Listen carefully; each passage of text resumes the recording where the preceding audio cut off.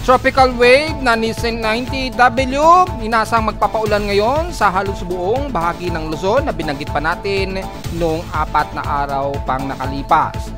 Inaasahan na hanggang Southern Luzon at Eastern Visayas, kalat-kalat na moderate and heavy rain showers ngayong araw.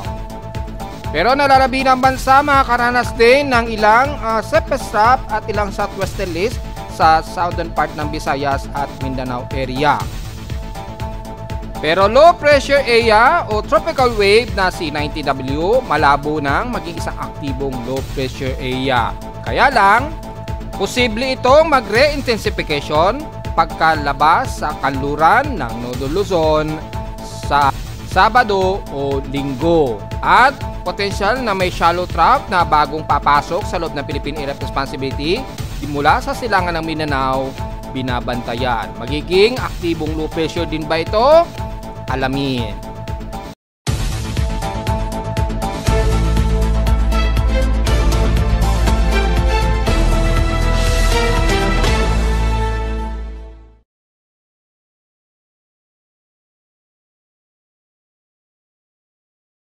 Hello, good morning mga folks. Welcome po muli sa ating daily weather bulletin at analysis para sa araw ng Huwebes, August 21, 2025. Ang oras nating Boss Pep may maga ay alas 11:08 na ng umaga.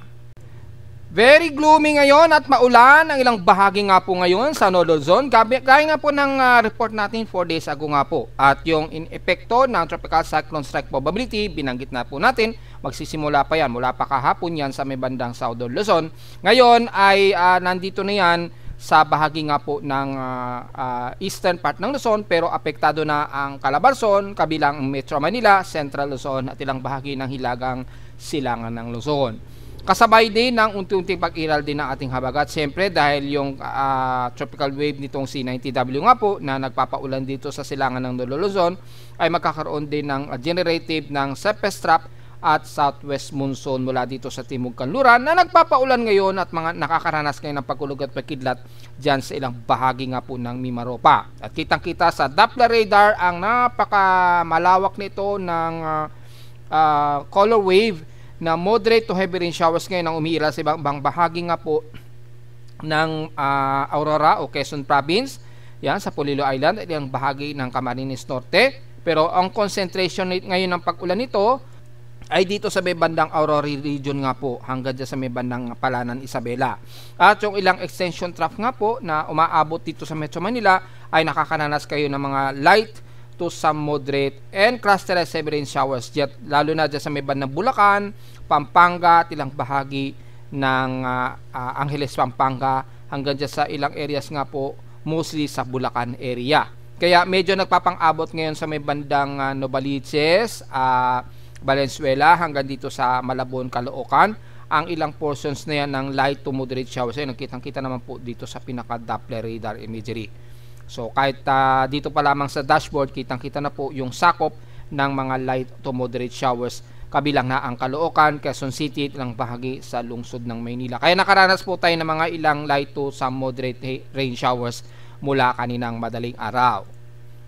Sa ating thunderstorm watch at rainfall advisory care of Pag-asa, nakataas ngayon dito sa buong NCR nga po, binanggit na natin sa buong Mega Manila na po yan, kasama na ang Tarlac, Zambales, Rizal hanggang Laguna na yan. So mula dyan sa Bulacan, Nueva Ecija o Central Luzon hanggang Bataan at Quezon Province nga po, binanggit na po natin ay nakataas nga po ang rainfall advisory dyan at mula kanina. So dahil very gloomy nga po tayo at mataas ang ating outside humidity. Yung cold humidity po dahil malamig naman yung ating track na dala nga po ng ulan dito sa silangan ng Nodo Luzon. Sa may bandang Mindanao din, nakataas din daw ang rainfall advisory sa halos buong Mindanao area mula west portion sa Zamboanga Peninsula hanggang dyan sa may bandang Surigao del Norte na yan. Napakarami na yan. So halos buong Mindanao nakataas din. Yan. Ganon din ang Nodo Luzon. Well, binanggit na nga po natin dyan sa may bandang Aurora region nga po, kabilang na ang Isabela, pero mostly ang concentration sa silangang bahagi ng Nodo Luzon. Kitang-kita naman sa lightning strikes. Sa ngayon, meron tayong 79 lightning strikes, pero sa ating real time na lightning strikes, as of 11:12 AM, nasa 75 lightning strikes na po tayo. Antayin natin kung mag-update yung 100 plus minutes. Ayan, nag-update na po. 160 total lightning strikes po ang ating total lightning since 2-hour period. Pero ang pinaka-latest ay nandito yan, ang concentration sa may bandang Mimaropa, ilang bahagi nga po ng Hilagang Silangan ng Luzon. Kasalukuyan ngayon na may pagkulog at pagkilat ngayon at mga pag-ulan dito sa Mimaropa, lalo na sa may bandang Coron o Culion hanggang El Nido. Yan, oh. So damay-damay na ang ano niya na, ang Puerto Princesa. Yan, hanggang Batara sa Balabac. Yan. So ngayon ay may mga pagkulog at pagkilat ngayon dito sa may bandang Coron. Ayan, sa may bandang Coron, Palawan, Culion, yan, Baswaga, kasama ng ilang bahagi nga po ng Linapakan hanggang El Nido nga po. Siyempre, damay na rin sa inuulan ng ilang bahagi nga po ng Occidental at Oriental Mindoro. Kaya nagkakaroon din sila ng pagkulog at pagkilat dyan. Kitang-kita naman sa satellite imagery. You know? So, nasa total of 160 lightning strikes tayo. Ang inner ay 147 lightning strikes ang kasalukuyang detected ng aking lightning detection system ngayong kasalukuyan. So, sa ating current conditions, overcast po. Cold humid po tayo na may gloomy at may mga light rain showers umiiral dito sa amin sa Caloocan. So inaasahan sa iba't ibang bahagi ng Metro Manila. At since mahina lamang yung southwest trellis, kaya hindi masyado nararamdaman natin yung habagat dito sa Luzon. Although may pagdaloy po ng habagat, pero manipis lamang yung daloy nito. Usually mas ramdam yan dyan sa may bandang Timog Kanluran, dyan sa may bandang Palawan at west portions ng Visayas sa ngayon. At kitang-kita naman yung direction ay ang epekto lamang ng cycle ng trough ng tropical wave na si 90W lamang ang nararamdaman namin sa Caloocan. Base na rin sa wind vane direction, north-northwest po. So makikita natin, north-northwest, ibig sabihin yung circulation ng counterclockwise ni 90W nararamdaman natin sa Metro Manila. Sa lowest temperature ni Tala, naka-weather station, kaninang 5:52 AM, nakapagtala kami ng lowest of 25 degrees Celsius. Sarado yan. Kahapon, nasa 33 degrees Celsius, so medyo mainit ang aming end temperature kahapon. Naitala yan kahapon ng hapon at 1:49 PM. Ibig sabihin yan, bahagyang mataas pa rin ang aming heat index, 46.8 degrees Celsius, ang aming naging init pandama since kahapon. Well, kung titingnan natin yung heat index ngayong araw, yung forecast, wala kaming latest ngayong umaga, pero 33 degrees Celsius na agad ang aming extreme caution. Pero ang forecast ngayong umaga, 11 o'clock, ay 37 degrees Celsius daw ang inaasahan. So makikitang mababa ang aming heat index sa Caloocan, meaning mukhang overcasting gloomy tayo o makulimlim ang halos buong araw namin sa Caloocan. So inaasahan din sa iba't ibang panig ng Metro Manila. So expected ang mga kalat-kalat na pag-ulan sa Metro Manila, ha. Importante ngayon ang payong, lalo na't so dahil wala pong pasok ang mga empleyado natin, dahil non-working holiday po ngayon, dahil Ninoy Aikido Day, ay inaasahan natin ay maraming dadagsa sa mga malls ngayon yan. Sigurado natin yan, lalo na dyan sa may bandang EDSA.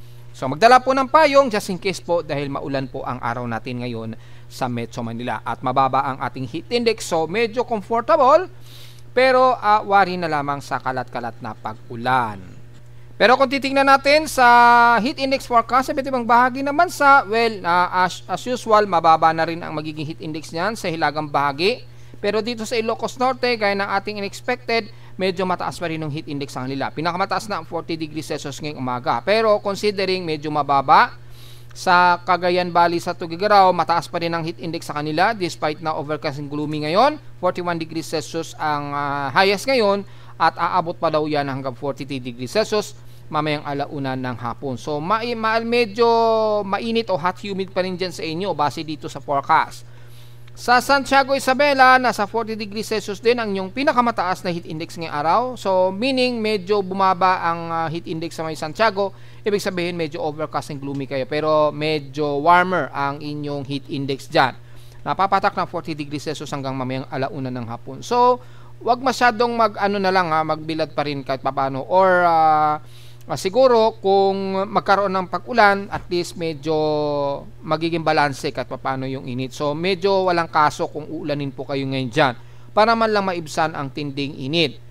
Sa bahagi naman ng aurora sa Dagupan, sa Pangasinan, sa bandang Calasiao, mainit po ang inyong araw dyan at mataas ang heat index. 42 degrees Celsius po ang inyong heat danger dyan, so mas mataas. at aabot pa yan hanggang 43 degrees Celsius ngayong alas 12 ng tanghali po. So kayo ang may pinaka-maalinsang panahon dyan sa may bandang Dagupan. Well, hindi pa masyado epekto dyan yung habagat kasi gaya na ating sinasabi, manipis pa rin ang habagat so far ang umiiral dyan sa kanluran. Sa bahagi naman ng Tarlac, Central Luzon ay bahagyang mababa, 39 degrees Celsius pa rin. Pinakamataas na ninyo niyan ngayong alas 11 hanggang alas 12 ng tanghali. Pero makikita natin medyo mababa ang inyong heat index. Ibig sabihin malamang overcast and gloomy rin ang umiiral sa inyo. Sa Batangas City naman, well, dahil sa very gloomy rin tayo pero mataas ang kanilang heat index, 41 degrees Celsius po, pero gradually bababa rin kaagad dyan pagsapit yan ng bandang tanghali umamayang hapon. Malinaw lamang na may forecast po na magkakaroon pa rin ng mga pag-ulan dyan sa bahagi nga po ng Batangas or the rest ng Southern Luzon. Dito sa may bandang San Jose Occidental Mindoro, despite na naging maulan, yan po, mababa ang kanilang heat index forecast ngayon. So wala tayong magiging komento, napakababa. Lalo na sa bandang Palawan, so diretso agad tayo sa Central Visayas dahil overcasting gloomy rin at medyo maaraw sa kanila, medyo moderate. 40 degrees Celsius po ang inyong heat index dyan, so medyo mataas. Pinakamataas na yun ngayong araw, pero asahan pa rin ang overcasting gloomy sa maghapon at kalat-kalat pa rin na pag-ulan bunsod ng extension trap. Well, sa Mindanao, tingnan natin kung tumataas na ang kanilang heat index. Well, mababa pa rin, medyo comfortable, pero pinakamataas ang 35 degrees Celsius sa kanila mamayang hapon. Bagamat extreme caution ay medyo comfortable o manageable na po yung init pandaman nila dyan sa may bandang Davao City. Dahil nung isang araw at kahapon may mga pagkalat-kalat na pag-ulan ang umiiral. So okay lamang. Sa may Zamboanga Peninsula naman ay ganun din, medyo manageable po ang kanilang heat index. Maya-maya ay lalo na mamayang hapon mukhang magiging makulimlim din kayo dyan at malamang nakakaranas din ng pag-ulan. Kaya medyo mababa rin kagad ang inyong heat index. So most probably sa halos buong bansa, medyo mababa o manageable po ang ating heat index. Maliban na lamang sa may bandang Central Luzon hanggang dyan sa may bandang Dagupan. Medyo mas mataas po ang kanilang heat index dyan. Well, kung titingnan naman ninyo sa satellite imagery, halos hindi pa ramdam ang habagat dito sa kanluran o hilagang kanluran ng Lolo Luzon. Mostly, ang epekto ng habagat sa ngayon ay dito sa may bandang Timog Kanluran, sa may bandang Mimaropa, mas ramdam at kanluran ng Visayas na nararamdaman ngayon nila ang daloy ng habagat dahil nga po sa influence na rin ng extension trough nitong C90W. Although shallow trough na lamang ito at malabo sa ngayon, ito ay magiging isang bagyo o aktibong low pressure area. Dahil nga po, piniliwanag na natin yung mga factor kung bakit hindi ito nag-intensify.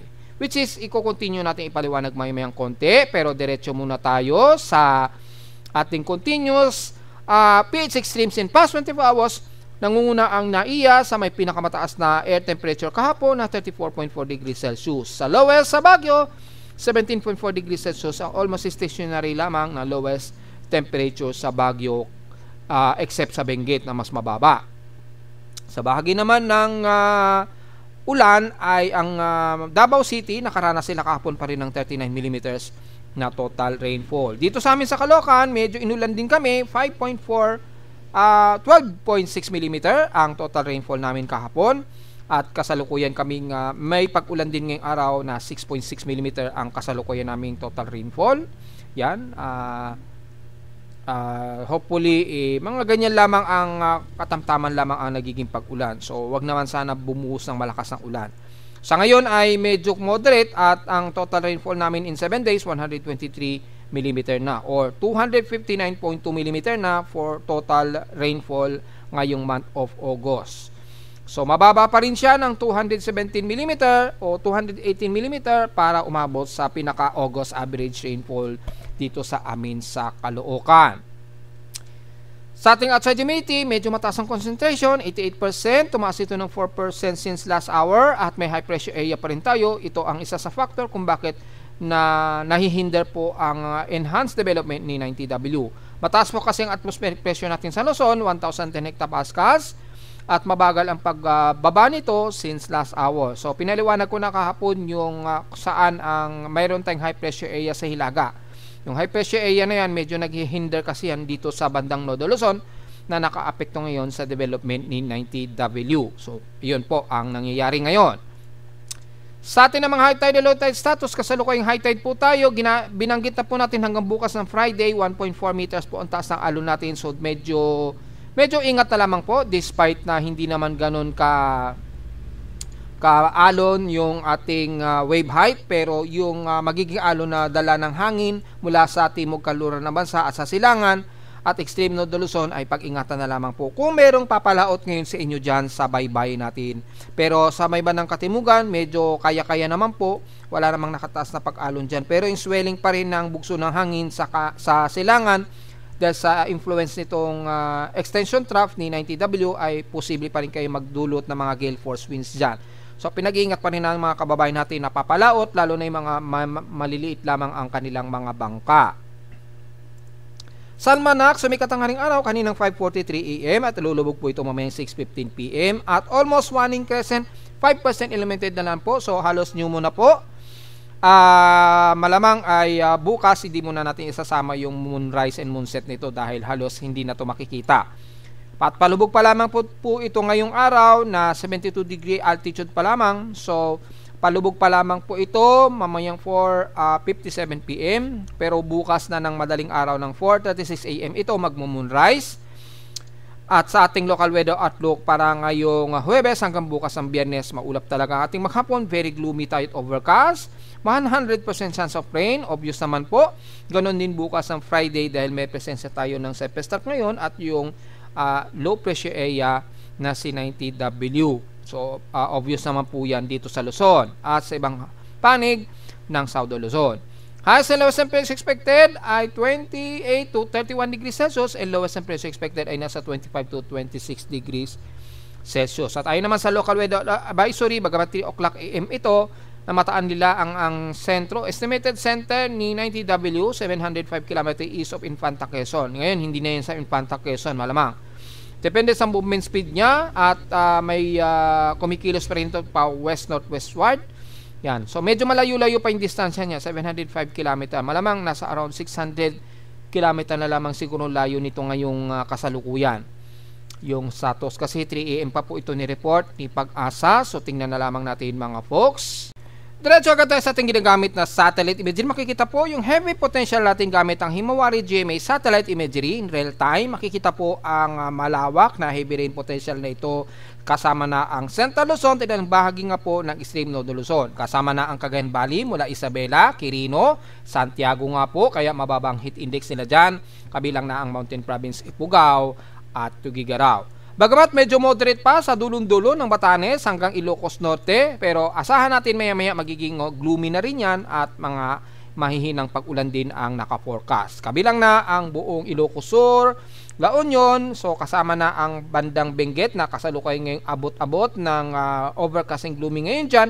Expected ang mga kalagtatapag ulan, kabilang na ang Pangasinan, Zambales hanggang Tarlac, kasama na ang Pampanga, Bulacan. Yan, pababa na yan ang bandang Metro Manila na. Yan. Sakop ngayon ang bandang Bulacan, San Jose del Monte, may Kawayan, yan, buong Bulacan, mula Malolos hanggang Marilao na yan. At dito sa Metro Manila, mula dito sa Valenzuela hanggang Quezon City, Caloocan, hanggang bandang San Juan. So halos sakop na rin ang Metro Manila, yun, City of Manila hanggang Las Piñas na at hanggang Muntinlupa.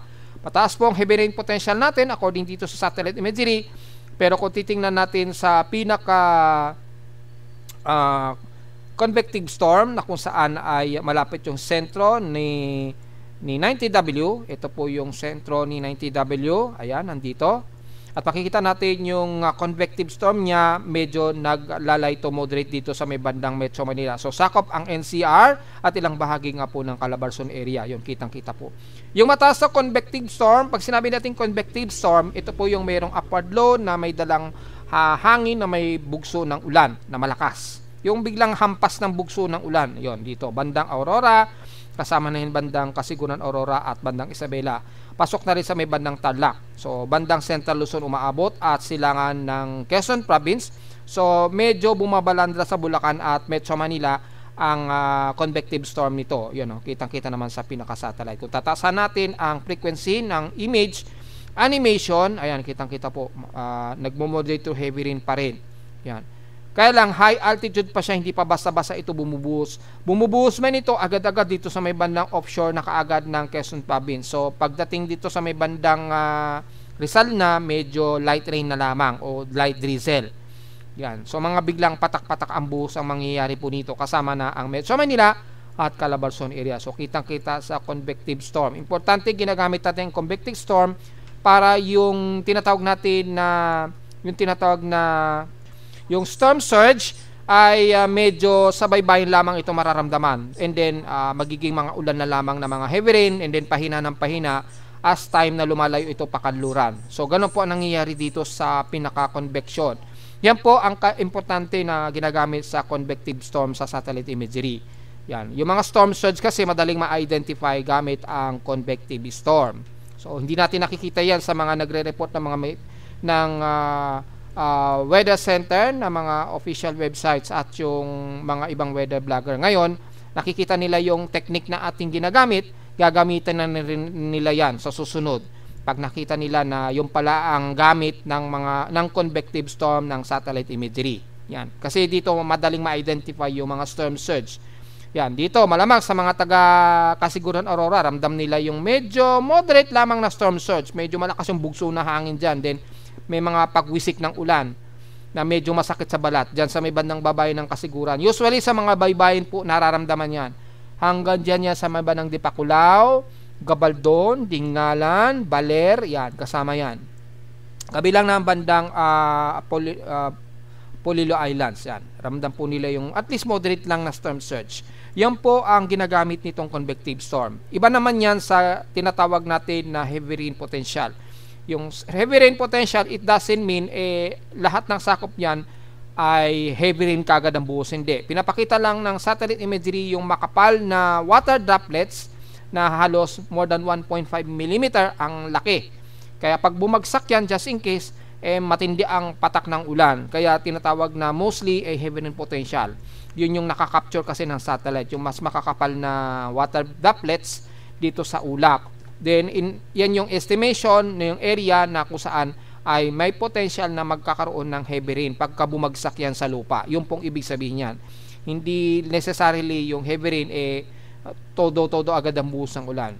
Potential pa lamang yan kasi depende yan kapag yung condensation ng water droplet sa ulap babagsak na siya sa specific area. Pinapakita lamang dito yung mga area na potentially babagsakan ng heavy rain kapag nag-saturate na siya ng husto o nag-condensate. So, kasama nga po ang Metro Manila dyan sa sakop ng heavy rain potential nga po. Mula sa bahagi naman ng Southern Luzon, kasama na ang Bicol Region, moderate to some heavy rain showers din, and the rest ng Southern Luzon, kabilang na ang Mimaropa, makakaranas din ng mga kalat-kalat na pag-ulan. Kailang mula dito sa may bandang Puerto Princesa hanggang dulo ng Balabac, medyo nagmumoderate muna kayo dyan, pero hindi mawala ang forecast ng mga scattered rain showers and localized thunderstorms sa maghapon. Sa buong Visayas naman, ang Eastern Visayas apektado, well, nabanggit na natin yan ng mga nakarang araw pa, at least 10 to 20%, which is nangyayari na ngayon, kabilang na ang buong Leyte, umaabot yung extension trap sa bandang Cebu, Bohol, hanggang Negros Region. Ayan medyo mag-moderate and mamaya magiging makulimlim na naman, then bigla na namang bubuhos ang ulan. Lalo na dyan sa may bandang Negros, sa Oriental, sa may bandang Hilaga ng Canlaon, at the rest, mula dyan sa may bandang Sagay, Escalante, Taboso, Calatrava, hanggang San Carlos. May heavy rain potential po kayo dyan. So, abot hanggang Canlaon. At sa Cebu naman, dyan sa may bandang buong Cebu City, kasama na Danao, hanggang dyan sa may bandang Daang Bantayan po. Nakakaranas din ng ilang mga light to moderate at scattered rain showers ang buong katimukan ng Cebu, Bohol at Siquijor area. Siyempre, wide range po ang mga kalat-kalat pag-ulan ng umiiral mula Southern Leyte hanggang dyan sa may bandang Tacloban. Mula sa Eastern Samar Region, ang Borongan, mula Gian, Eastern Samar, pataas ng Borongan, Dolores hanggang dyan sa may bandang Oras. Nakakaranas kayo dyan ng mga moderate and heavy rain potential. At kasama na ang hilagang bahagi ng Northern Samar, nakakaranas kayo ng mga kalat-kalat na mga light to moderate and some heavy rain showers ngayon ang umiiral. Kalat-kalat po yan. So, kasama na ang ilang bahagi nga po dyan sa may bandang dulo nga po ng Surigao del Norte, pagsapit po dyan sa may bandang Mindanao, at ilang bahagi ng Northern Mindanao. Bagamat mas moderate po kayo dyan, pero clusterized po ang magiging moderate at gloomy at overcast ang panahon ninyo. at moderate to heavy rain showers mula sa baba ng Dinagat Island na Siargao, Surigao City, pababa na yan ang buong Agusan del Norte. Masama na ilang bahagi po ng Surigao del Sur, so asahan din ang kalat-kalat na pag-ulan na may pagkilat at pagulog, and the rest ng bandang Eastern Mindanao mula Bislig hanggang Katiil. Bagamat medyo moderate muna sa bahagi ng Davao de Oro, Compostela Valley, and the rest ng Davao Region, asahan pa rin ang mga isolated cases of mga mahihinat katamtamang pag-ulan dahil medyo meron pa rin tayong extension trough dyan, ayun, na umiiral. Maging dyan sa bahagi nga po ng Davao Occidental mula sa Sarangani General Santos hanggang dyan sa may bandang Sultan Kudarat na medyo mas gloomy pa rin kayo dyan. Bagamat medyo umaaraw pa sa may bandang North Cotabato hanggang Lanao del Sur, hindi mawawala ang forecast na kayo ay makakaranas ng kalat-kalat na pag-ulan. Bagamat mas moderate ang panahon ninyo dyan, kabilang na ang Zamboanga Peninsula. Isolated lamang din ang mga kalat-kalat na pag-ulan sa maghapon na may localized thunderstorms ang iiral. So, yun po. Yan. So, kitang-kita naman sa satellite imagery yung extension trough nito. Yung nagsasabi na may ITCZZ, ang ITCZ po natin nasa mababang masyado. Indonesian Peninsula po ang lokasyon ngayon ng Intertropical Convergence Zone. So, yung nagno-northwest o west-northwestward na extension trough dyan, boundary ng ITCZ, ay medyo ramdam lamang sa may bandang Southern Mindanao. Pero yung focus ng ITCZ ngayon, nasa may bandang Indonesian Peninsula siya. So, yun po yung sa mga nagtatanong po kung nasaan ang ITCZ ngayon. Kaya ang buong Indonesia ay nagpapaulan ngayon. Malawakan, halos iba dyan, torrential rains niya. Lalo na dyan sa may bandang Ternate hanggang dyan sa may bandang Manado. Sa ilang bahagi din sa may bandang Papua New Guinea, mga torrential rains din ang nararanasan nila ngayon dyan. Kalat-kalat din po na heavy rain to torrential rains. Pero dito sa Pilipinas, potentially heavy rain showers lamang ang umiral sa atin dahil meron nga po tayong kasalukuyan na binabantayan na low pressure area.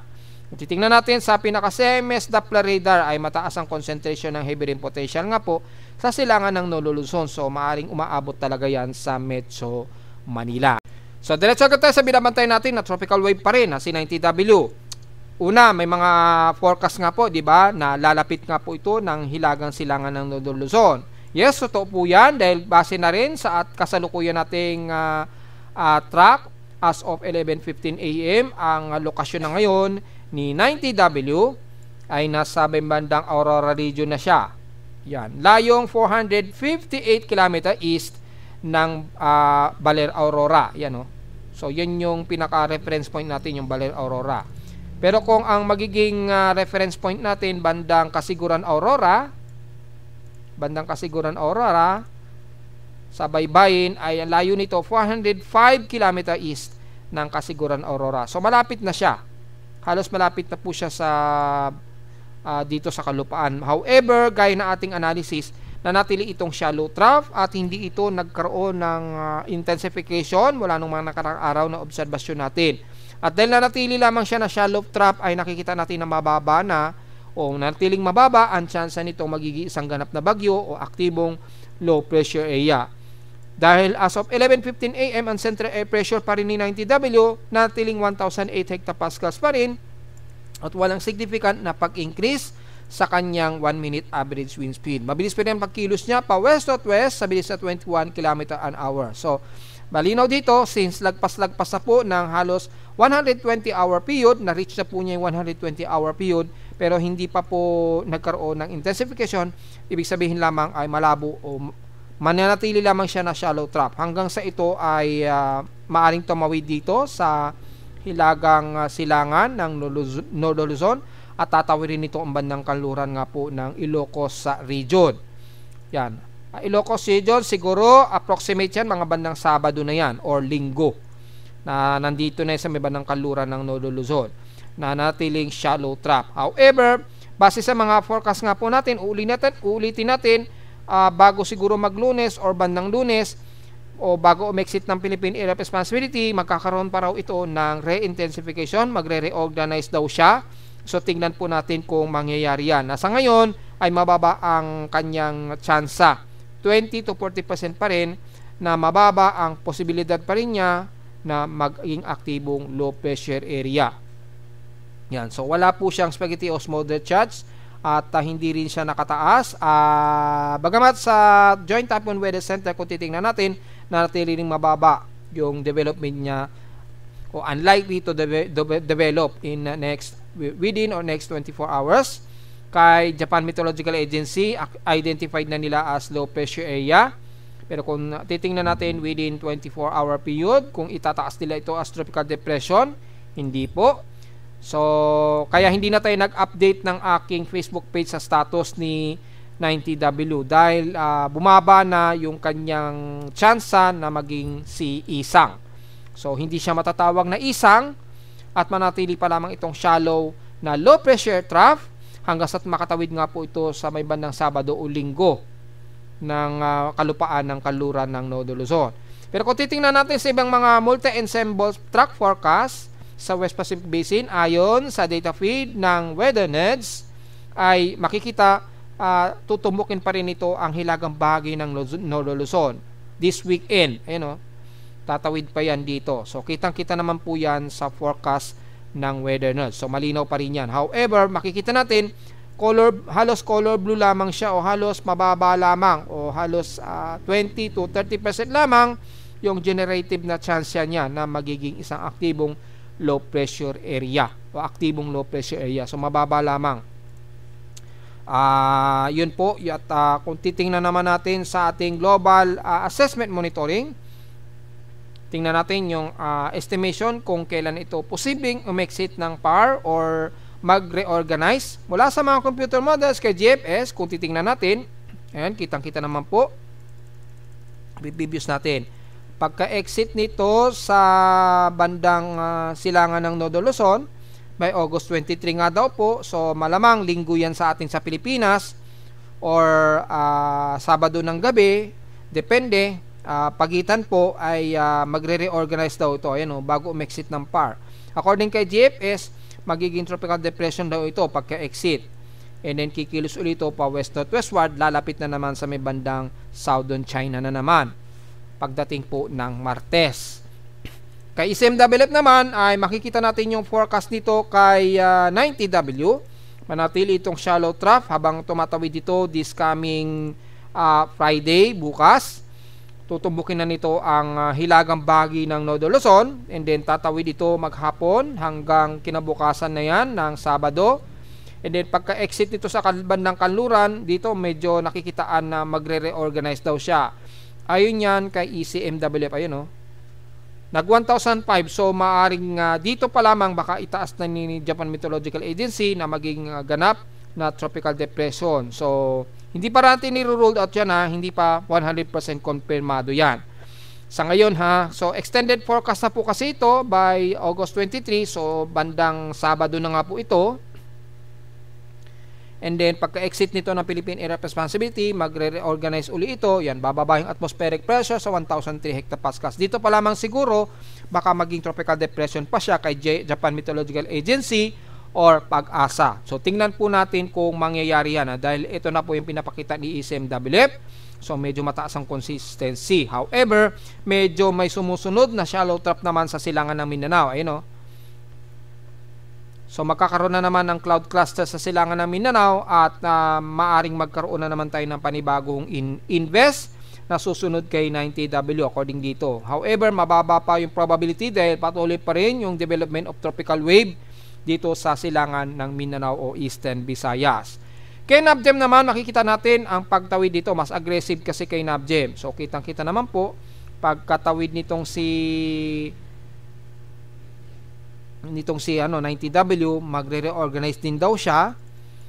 Yan, at magiging isang tropical storm ang pinapakita dito. Pero generally yan, tropical depression lang yan. And then, mayroong susunod nga po, manggagaling nga po sa silangan ng Mindanao. Pero dito, mukhang pahilaga ang kilos niya. Babaybay nito ang buong Northern Mariana Islands at kikilos ito pa northward.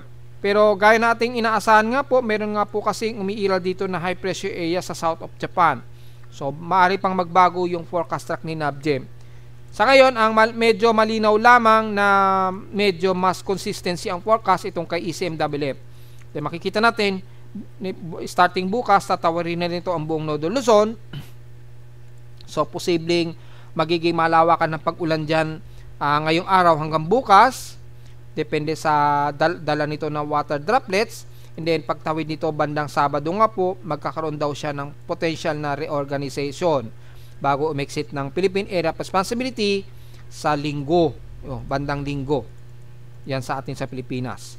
So yun po yung malinaw niya, at mula sa pinaka global spectral model natin, makikita po na tutumbukin din talaga niya ang Nodo Luzon base rito.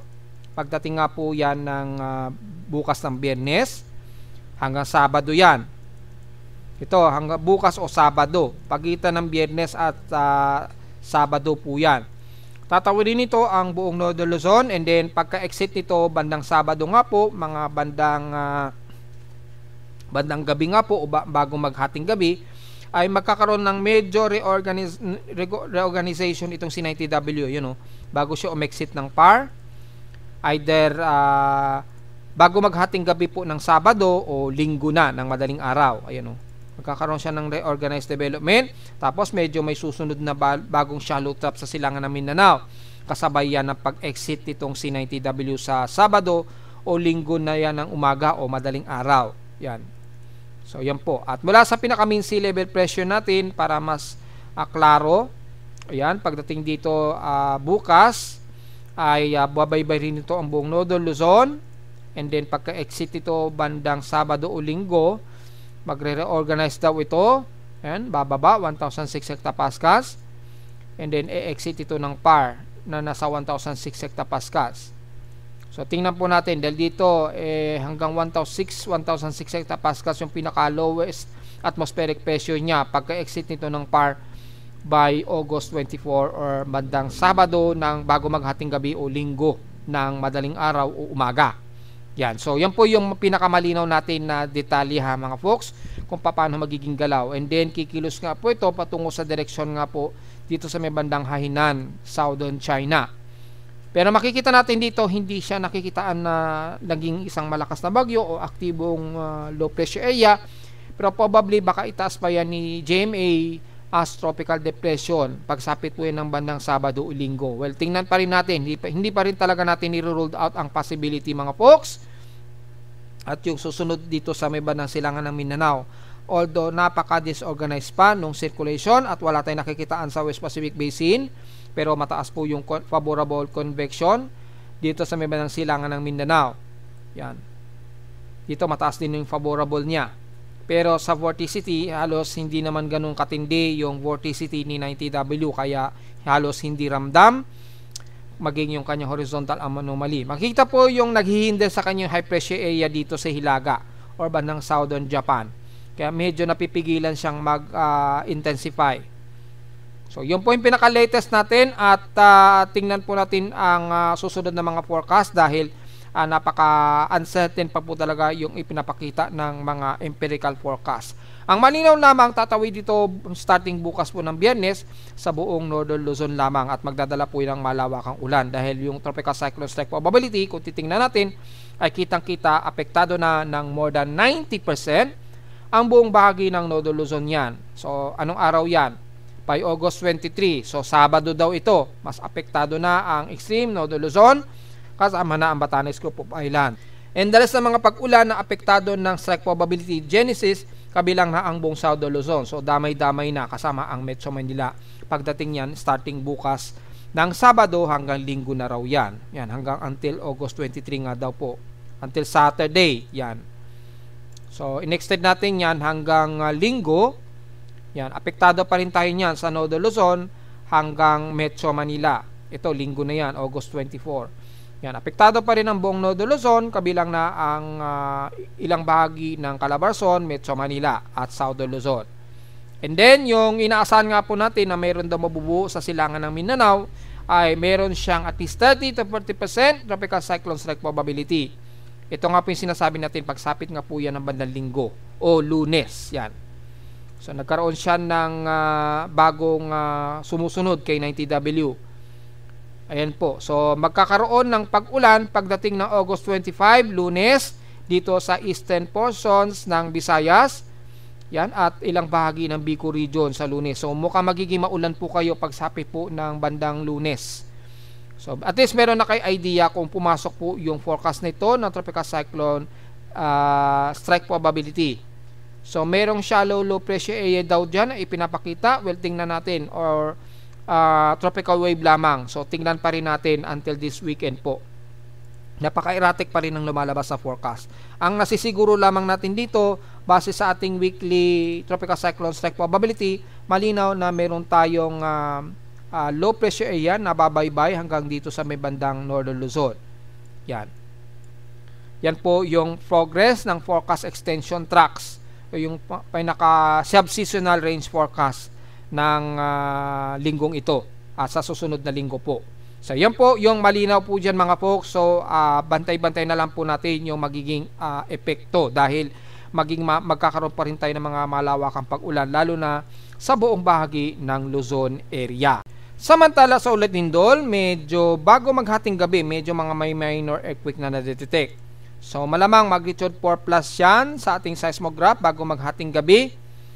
Hindi nag-alarm pero na-detect na aking seismogram. Ayun, Tapos kaninang alas 5 sa east ng madaling araw, medyo mayroong mahinang jolt na nadedetect din ng aking seismogram o seismometer dito sa Caloocan. Ayan, So tignan po natin kung ano yan, mga bandang 5:06 o 5:07 yan ng madaling araw. So tingnan natin sa short period na seismograms mula sa data feed ni PBOX. Wala. So kung titingnan natin dito, 5:32 AM meron magnitude 4.0 dyan sa may bandang southeast ng Don Marcelino, Davao Occidental dito, na may lalim na 134 km depth. At ang kasunod naman, kaninang umaga 7:23 AM po ito, magnitude 4 din, na may lalim lamang na 9 km. Northeast yan ng Burgos, Surigao del Norte, and ito po yan. At ang ikatlo ay kaninang 8:43 AM po naganap dyan sa may bandang southwest ng Pasay, Negros Oriental. So medyo may mga sunod-sunod tayong mga magnitude 4 na mga paghinig, na may lalim na 25 km depth at magnitude 4.3 po ang pagyayanig. So medyo meron po tayo, pero base sa aking seismometer, malamang ang naging na-detect siguro na pagyanig ay dito sa may bandang southeast ng Don Marcelino, na may 134 km yung epicentral depth. Bagamat napakahina, pero medyo na-detect ito sa aking seismogram dahil naganap ito 5:32 AM. Pero dito mga 5:06 o 5:07. So maaring hindi ito sa amin or mahina lamang na pagyanig. Titingnan po natin dito. 5:20, 5:18, 5:14, 5:06. Camarines Norte. So 5:05. So bandang Binsons ang na-detect, pero mga magnitude 1 ito or magnitude 3.6 sa may bandang Binsons. 5:05 o 5:06 AM ito yon sa may Binsons. Ito yung mas malapit sa Metro Manila, kaya medyo ito yung na-detect. Yan. Since napakalinis kasi ngayon ang aking seismometer, kaya kahit ang magnitude 3 kayang ma-detect yan kapag walang noise o external noise. Kapag masyadong malinis yung ating seismograph ngayon, so kayang makadetect yan kahit mga magnitude 3.0. Kitang-kita. Madaling makita kapag walang external noise. Kapag may mga external noise kasi, halos hindi na makita. Usually mga magnitude 4 or 5 na lamang ang nadedetect. Pero kapag kaganyan po kalinis at ka-silent, even magnitude 3 plus, medyo nadedetect na ng aking seismometer yan. So yun po yung malinaw mga folks. So meron tayong tatlo na magnitude 4.0 ngayong araw mula kaninang madaling araw, at marami-rami na kaagad yung mga mahihinang mga pagyayinig. Kaya tingnan natin ngayon ating historical earthquakes. Since nakalimutan natin isama yung report sa total historical earthquake kahapon, so in-expect natin mas marami na ngayon yan. At mula sa ngayong araw ng August 21, ayan, ang total earthquakes na ngayon natin ay 643 earthquakes. 619 dito is magnitude 2.0 pataas, 22 sa magnitude 4, at nanatiling dalawa. Bakit dalawa? Imbis na maging 5.0 na rin sana o kasama ang bandang Batangas.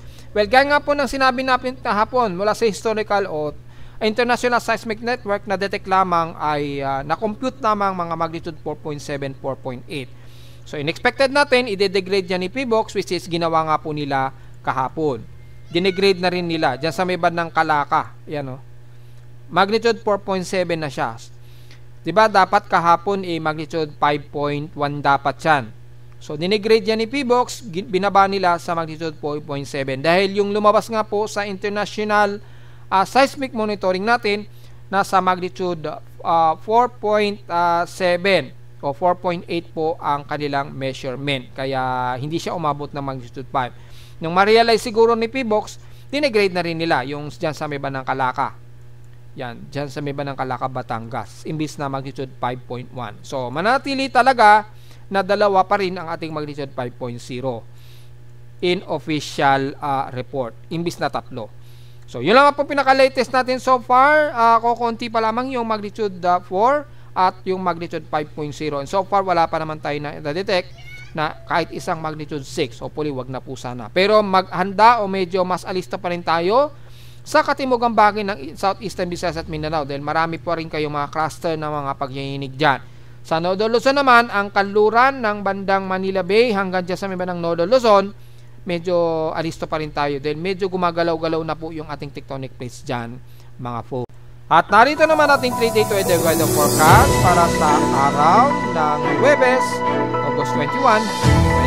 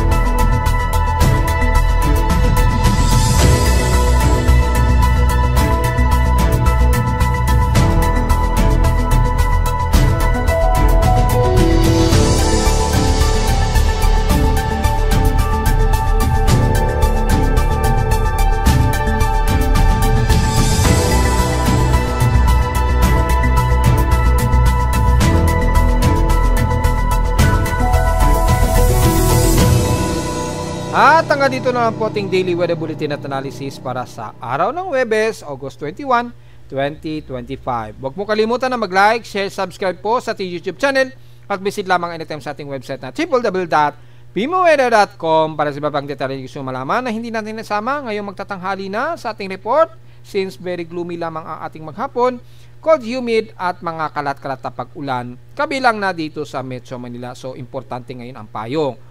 At visit lamang sa ating website sa gusto malaman pa rin pinaka-dynamic events mula sa data feed ng aking weather station sa Caloocan at sa data feeds mula sa iba't ibang weather agencies. Maraming salamat po mga folks at magandang araw po sa ating lahat.